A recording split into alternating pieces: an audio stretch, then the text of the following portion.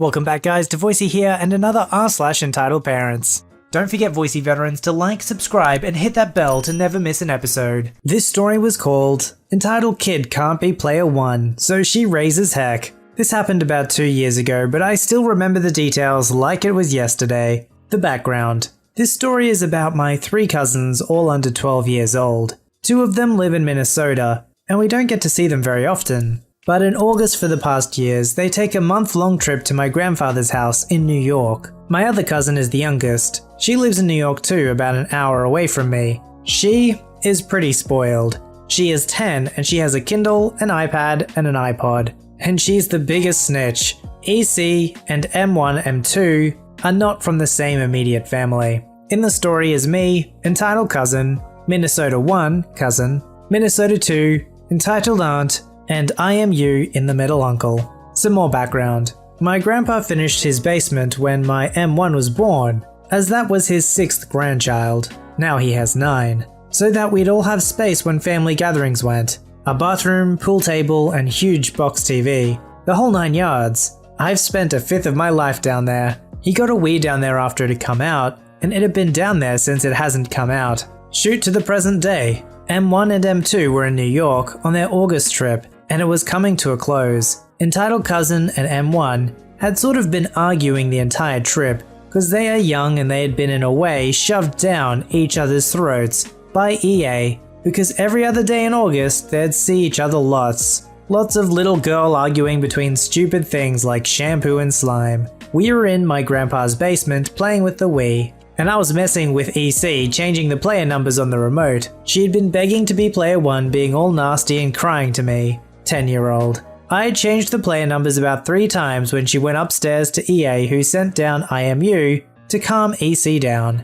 He told us to stop messing around and just let her be player 1. So we did, and I crap you not, the funniest thing happened. EC's remote said she was player 1, but she wasn't controlling anything. Somehow it was M1. EC realizes this and begins the worst tantrum I've ever seen from her. Screaming, crying, semi-snot rockets. So I just made it worse by telling her I'm not playing until she can calm down. She begins crying even louder, and M1 and M2 also stop playing, as it was very disturbing. This sets her off to the point where I'm scared for everyone's life. I swear she was about to go Super Saiyan. So at this point she's crying so loudly going upstairs, EA meets her halfway with IMU. They go upstairs with EC, and a few minutes later, EA comes down and tells M1 and M2 that they had been a disappointment the entire trip because of the arguing between EC and M1. Most of the argument started or caused by EC, if you couldn't tell already.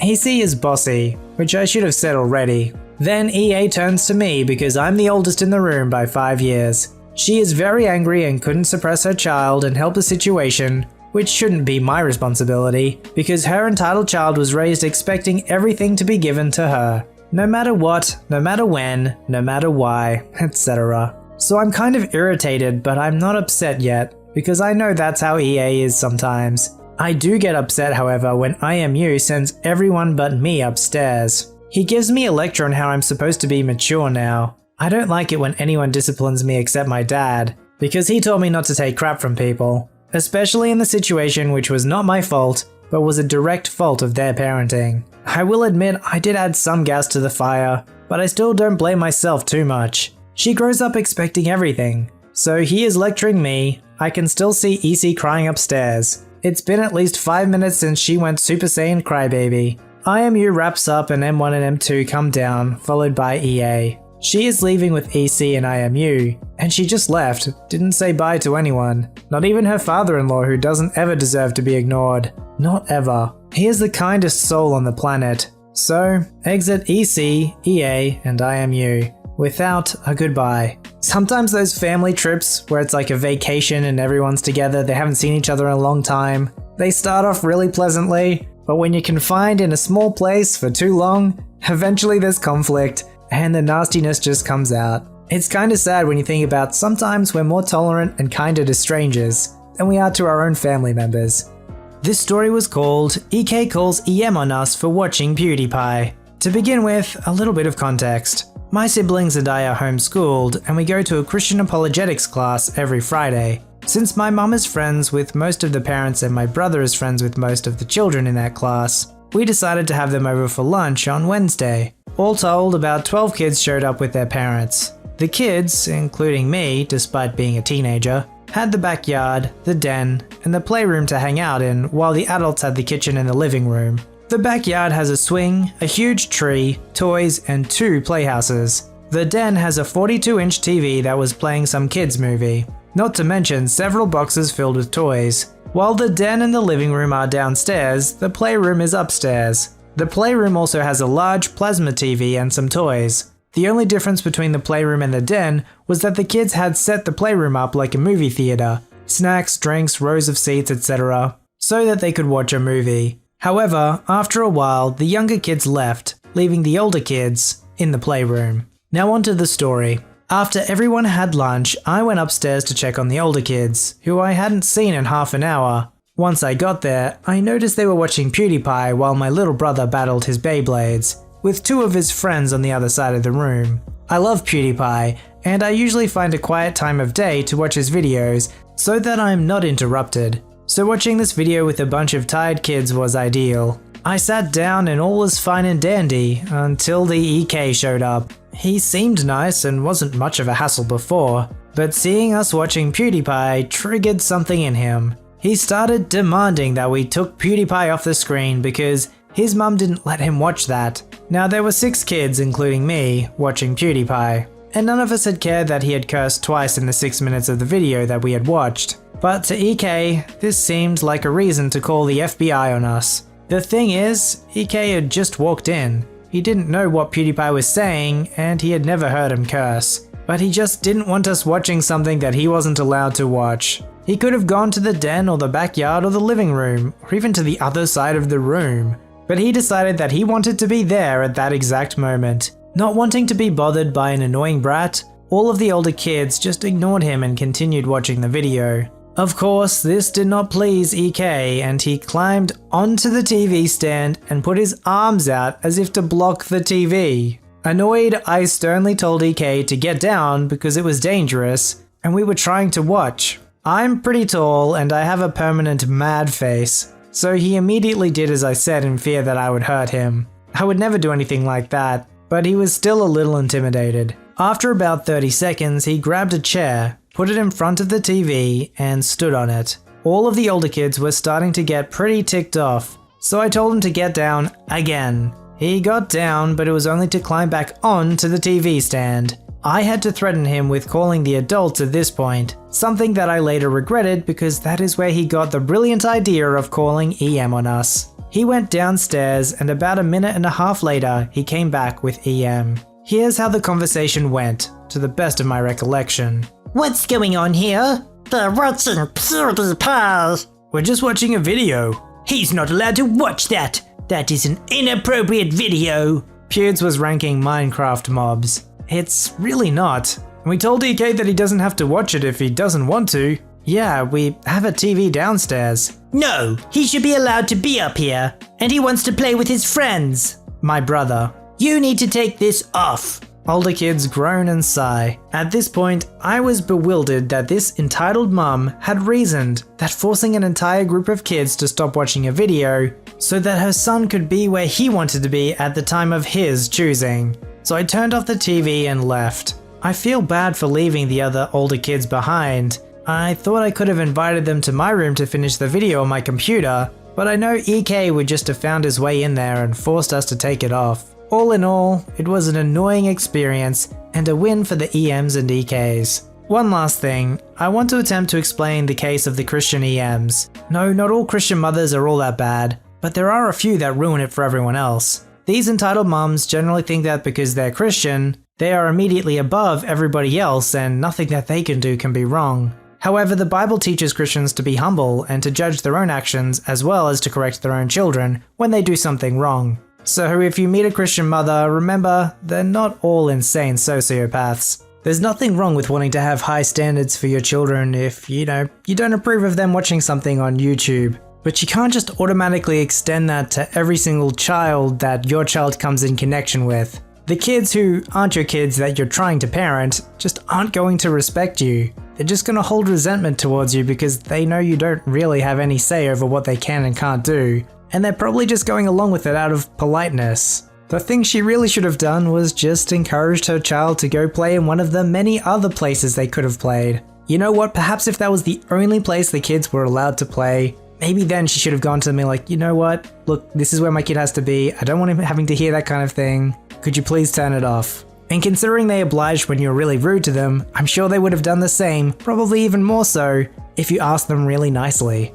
This story was called Man Yells at Child for Something He Did Himself. Wasn't sure where to post this, so I'm posting it here. Anyways, hey Reddit, this is my first story I'm writing since I thought I'd never run into entitled person. Well, a couple of weeks ago, I proved myself wrong. Before we start, let me set the scene. New York, near the Hudson River, next to a bike rental store alongside a bike lane on the road. Also, I wrote this the day after it happened. Alright, so yesterday me and my dad decided to go out. We go to eat lunch and plan to bike until dinner time. We go down to a place called Blazing Saddles and rent a bike. After that, we go and just ride down this road specifically for bikes, roller skates, etc. Everything is fine and dandy. Passing dog parks, getting blinded by a helicopter landing with all the debris, and stopping ever so often for a water break. All good, right? Seems like a nice day, yeah? Well, this is the same as car accidents. It's always when you least expect it. So we're riding back to the rental store and I notice it's coming up.